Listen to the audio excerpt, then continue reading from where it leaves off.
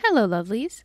You're listening to episode 20 of the Broken Enchantments podcast, written and read by Elizabeth Wheatley. That's me. I hope you enjoy this episode, and I would love to connect with you on Facebook, Twitter, or Instagram. You can check out the links below. Now let's get to the story.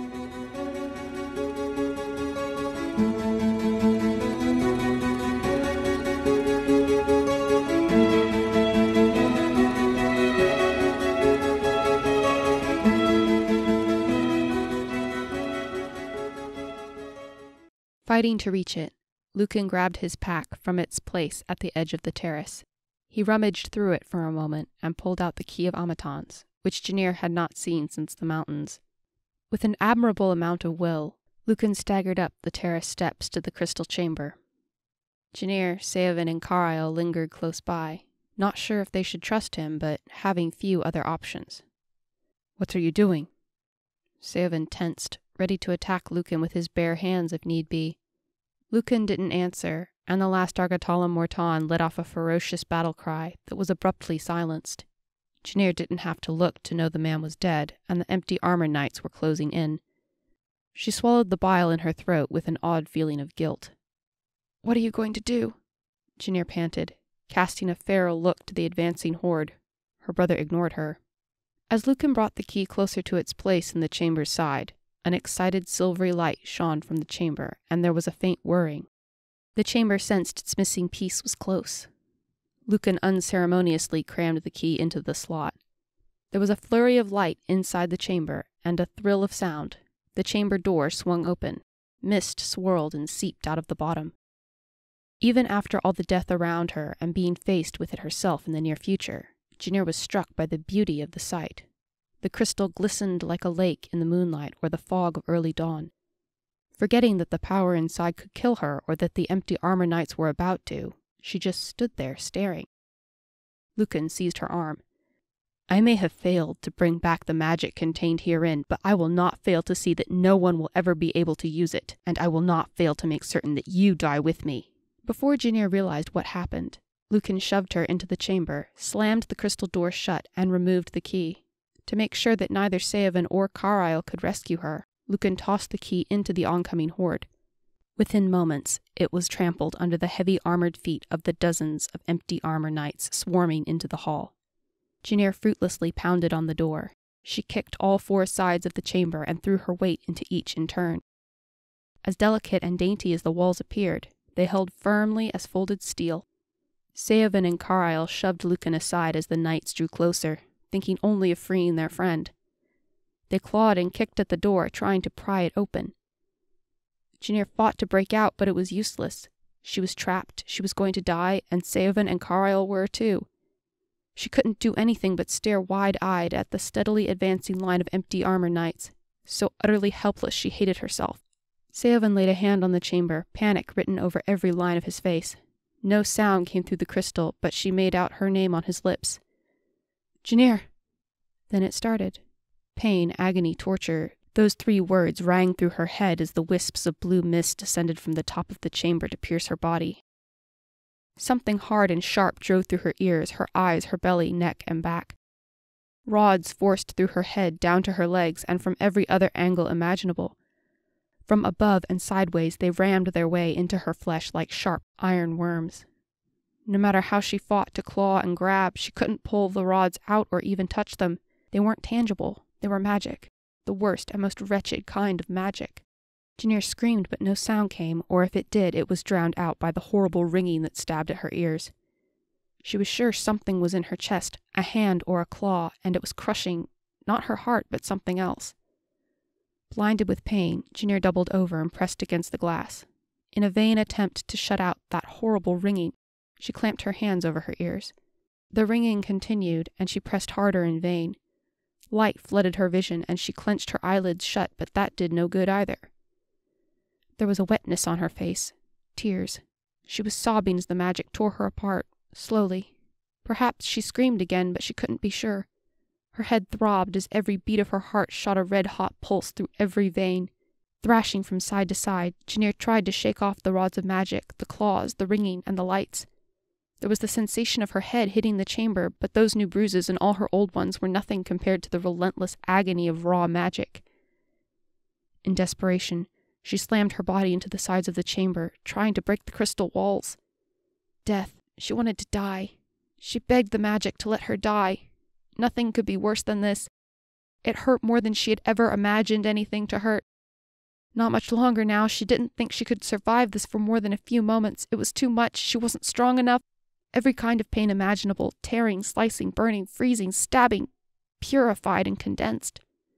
With a mounting sense of futility, she curled into a ball at the bottom of the chamber, screaming and struggling, begging the magic to leave her alone or finish this. It went on stabbing at her like an eagle pecking at a stranded fish. She hoped that she would at least faint, but she retained consciousness for every last torturous moment. Running out of options, she crammed her knees up to her face and pressed her hands as hard as she could over her ears. She rocked to and fro, willing to do anything if only the excruciation would stop. Then it was over. There was no other way to put it. The pain ended. She lay there for a moment as the ringing subsided and the lights dimmed. Shudders racked her body, the uncontrollable convulsions she had felt once before. A viridescent sheen went over her eyes. Something forced its mastery over her, assuming command of her actions. Before, she would have been screaming in pain, but after the chamber, this felt like a pinprick. Groaning, Janir arched her back and just as quickly curled back into a ball. Fighting against the magic, she flipped sideways and writhed on the ground as the fury took possession. There was rage and anger, fire. Screeching shook the air and sent a tremor through the earth. Out of the corner of her eye, she saw Seovan and Karail doubling over with their hands pressed over their ears. Lucan rolled off the steps, collapsing in the fetal position. The empty armor knights stopped without warning. This was even more powerful than when she had killed Duke Ronan. There was a snapping and cracking inside her. A deep and buried part of her being was shifting and rearranging, becoming something new. It came alive, manifesting itself to unimaginable power, a tidal wave rearing into the clouds. Awareness flared into Janir's mind. She could feel the quiet glow of Karail like a candle on a windowsill. Seovan was there, but with a deeper, more natural glow that reminded her of sunlight dappling a forest floor. Lucan was a black star sapphire, dark and deep, yet with a strange glint within his depths. The empty armor knights nearly blinded her to all else. Shining gold threads laced through every inch of their forms. Tangles of golden light centered over their empty chests, filling the space where their hearts had once been. Janir explored the golden tangles, reaching without realizing it until she felt the first one snap. There was a sound in her head like a choked cry of relief, and then the glowing threads dissipated and the knight crumpled to the ground. Not quite understanding how she was doing it, Janir reached for the others. She pulled at the delicate lines of enchantment, tearing away the threads of the spells to a wordless chorus of liberated voices. The crystal chamber trembled precariously, cracked and shattered into countless shards. Rushing away like a released river, Janir's power swept over the empty armor knights. The wave of magic ripped them to pieces. Each individual thread of light was torn from the others and flickered into oblivion. The antiquated suits of armor fell like houses of sticks. They scattered like chaff in the wind. The green glow in her eyes dimmed until it was in natural light again. Janir felt stretched, thinned into frailty. Slowly, Janir's power, mind, soul, whatever it was, returned, draining back into her bones and blood agonizingly slow. When she looked up, she was lying on the ground, powdered in crystal shards. No longer did she feel the magic around her. For a moment, she felt blind. Strong hands gathered her up from the stone, brushing away the broken bits of crystal.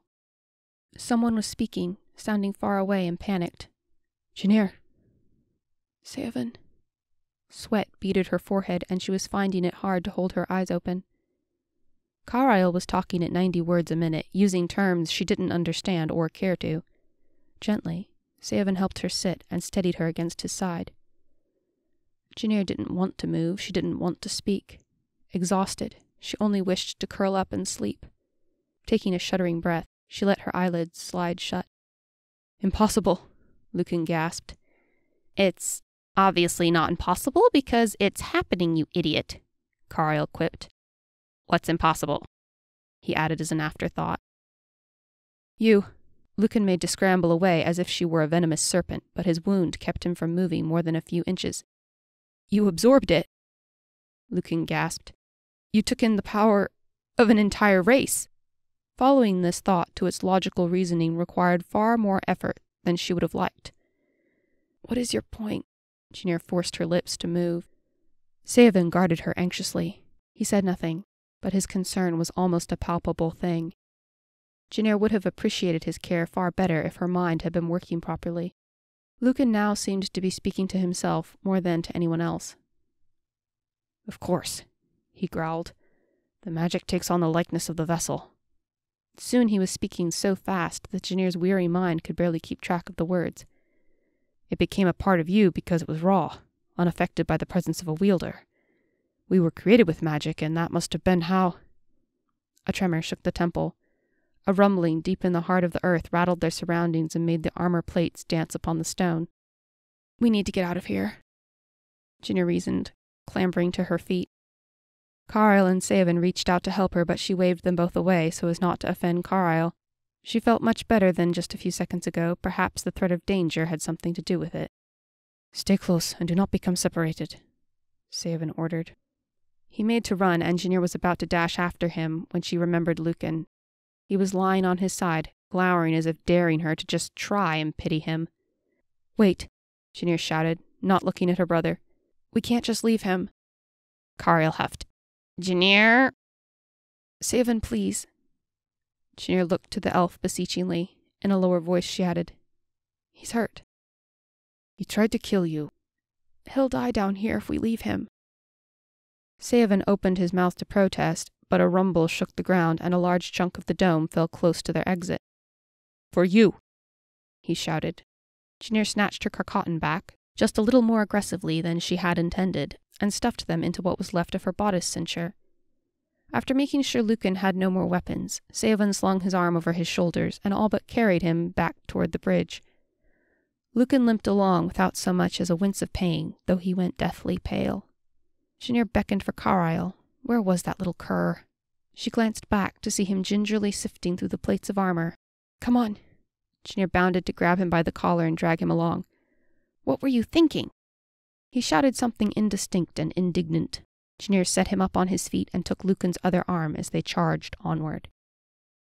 She couldn't bring herself to look at the bodies of the mutilated Argatolums. She stumbled past them as quickly as she could, certain their gruesome and brutal deaths would soon join Duke Ronan in her nightmares. It was far more hazardous crossing the great stone bridge the second time. Countless metal plates lay as thick as fall leaves on a forest floor. The earth was groaning, shifting, and disassembling itself, crumpling now that the enchantments of the temple had been destroyed. The long run back through the maze of tunnels felt even longer carrying Lucan, and with rubble and stray rock raining from the ceiling. Confusion and chaos reigned like cruel kings. Dirt and dust that had been settled for ages was thick in the air, and the whole temple shuddered. The massive stone colossus, which had seemed so strong and immovable before, was surrendering to the earth. Janir was certain that they were going to die more than once. In the smog of dust, so thick it made her choke, Seovan's voice and Lucan's heavy weight against her side were the only way she knew she was not alone. The grit of the temple was in her eyes, even her teeth were coated in the grime. At one point, she tripped on a stray brick and fell to the ground, nearly dragging Lucan down with her. Her head struck something in the viridescent dust cloud, and her fingertips came away with blood. Dirt caked around the wound, drawn like moths to light at dusk. She had no idea how Carlisle knew where she was in the smog. Nonetheless, his bony fists caught her collar and hauled her upright. Just when Janir was beginning to wonder if they would ever be able to get out, the light of early dawn, not the sickly light of the temple, shone ahead. Carlisle let off a squeak of joy and dashed in front, only to jerk to a halt with a cry of surprise. The others nearly ran into him as they broke out of the dust to the least welcome sight in that moment. 4 red-scaled faces looming overhead, jaws clicking threateningly. The beasts hung back, not venturing to enter the temple itself. Seovan shoved Lucan and Janir behind him, though she expected it was less out of concern for Lucan. Her brother was so pale and weakened by now that he didn't even spare a scowl. Despite Seovan's efforts, Janir stepped past the others to stand beside the elf and face the 4 Mazag. They couldn't go back. The temple was collapsing even as they stood there. Soon even this part would doubtless be crumbling. A quick evaluation of the circumstances revealed that they could not best 4 angry hissing Mazag with only her Carcatan. Fighting their way out of this was not an option. Their only hope was to reason with the beasts. "The egg! Return the egg, soft skins," growled the larger, cleverer of the group. "We need to get out," Janir said as calmly as she could, which was less than impressive. "Please let us pass." "Give us the egg." "Please," Janir pleaded with mounting desperation. "We don't have it anymore. If you don't let us out, we'll die." It was a ridiculously weak argument even to her own ears, but it was true, and she could think of no negative outcome for the Mazag. Seven and Carl stared at her sideways. "You really think they're going to listen to begging?" Lucan sneered. Janir didn't think he was striking the right tone, considering they had just saved his life, but she ignored him. "If we have wronged you, we will do everything we can do to make it right. Please just let us out." "The egg." "I told you," Lucan scoffed. Did he not care whether he lived or died? The lead Mazag pawed at the empty entrance with frustration, hissing and jerking back as soon as it touched the threshold. "The spells of this palace are still strong, even after an eon. You must fetch the egg for us." Seven and Carl watched for a moment. She could see the cogs turning in their heads as they pieced together what was happening. "You can understand them?" Seven asked. Janir blinked. "I thought you could too." "What do they want?" Carl cut to the chase as he usually did when death was on the line. "The egg. We will have it." "They want the key of Amatahns," which happened to be buried under thousands upon thousands of tons of stone and earth at that moment. Behind her, Carl raised a tentative hand. I have it," he sheepishly admitted. At a sharp look from Seven, he continued, "That's what I was grabbing, you see, when I was shoveling through all that armor." Lucan rolled his eyes as if the enchanter had claimed that fireflies eat stars. It didn't take long for Seven to reach a conclusion. "If we return it to them, will they swear not to harm us?" The lead Mazag clacked. "Upon the blood of our den mothers and the blood of our hatchlings we so swear." Janir relayed the message, or the general gist of it. Seven made up his mind quickly, hurried by the ever closer crashing and collapse of the temple around them. "If the key is what they want, then we have no choice but to give it to them." "Must we—" "Enchanter, the temple is collapsing about our ears, and you ask if we must try it?" "Yes." Seven shouted the last word with unrestrained irritance. Carl gave a reluctant sigh and drew the shining silver egg out of his robe. "What is the point of stealing if you're just going to give it right back?" he muttered. "Getting some recognition would have been nice." "You said you were protecting—" "Don't tell me what I said." Carl cut her off. "Besides, I could have done both. Stop your bickering and hand the essence's damned thing over." Lucan winced and clutched at his wounded side, looking away lest they see his pain. Cradling the egg in both hands, the enchanter knelt by the threshold of the doorway. Carefully placing it on the very edge, he tapped it, letting it roll to the Mazag's side. The lead Mazag snatched it up in its jaws and swallowed in the blink of an eye. "All that just to eat it?" Carl indignantly screamed. "It is the safest way to transport a queen," the beast replied. Janir relayed the sentence. Carl blinked for a moment. "Wait, you're saying that thing is your next nest mother or what have you, but the outer shell was made to unlock the chamber, and that's been around since who knows when. How old are you?" "All right." Seven steered them back on topic and stepped just to the edge of the threshold. "We have given you what you want. Now will you keep your bargain?" The Mazag swished their tails contemplatively.